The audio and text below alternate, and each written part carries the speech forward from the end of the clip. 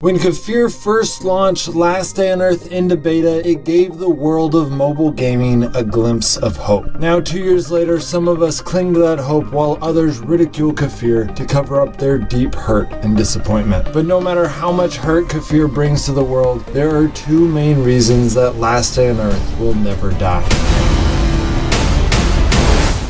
To give a little bit of backstory, when Kefir first introduced Last Day on Earth, they pretended like the game was a multiplayer game, when in fact there was zero multiplayer in the game at that time. They were not the first game company to do this. In fact, a lot of people don't realize that most of the IO games on the App Store are not actual multiplayer. They're just bots. But they don't tell you that because once you know it, it makes those games a lot less fun. Ironically, Last Day on Earth was still a lot of fun even when people learned that they were bots. But the game also attracted a more hardcore crowd, which made them more inclined to be bothered by the deception. Kefir promised multiplayer would come in future updates, but it was taking so long, and when it finally did come out, it was nothing like the type of multiplayer that the original game suggested it would be. Since then, they have come out with Frostborn, but it is only available in 6 countries, and it is not the zombie theme that most people were wanting. So over the last 2 years, more and more advanced players have gotten disgruntled and even bitter over the way that Kefir has been developing Last Day on Earth. In fact, most YouTubers that cover the game talk much worse about the game off camera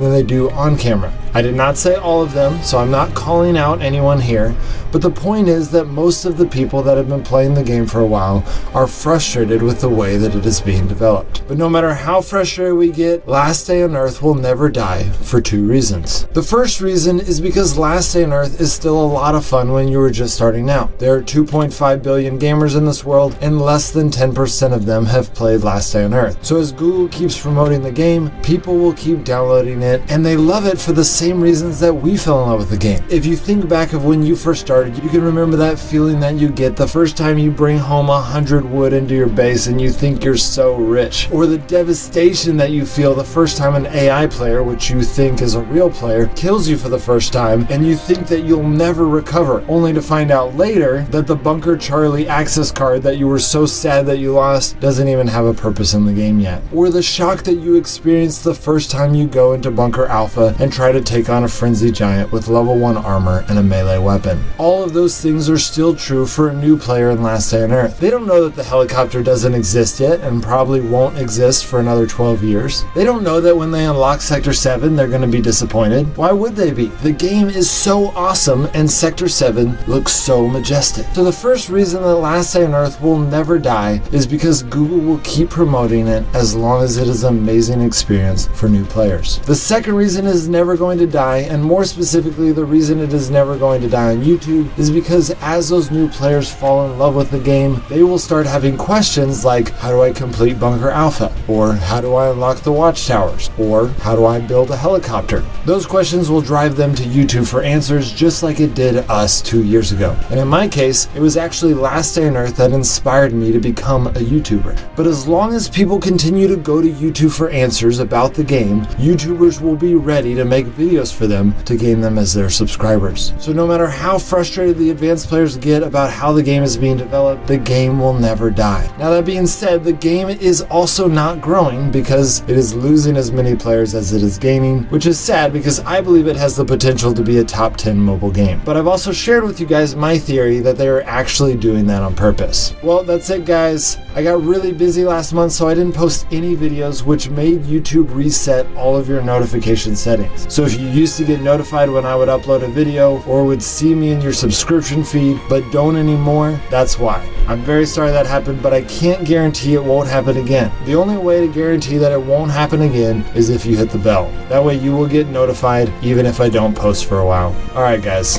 I'll see you next time.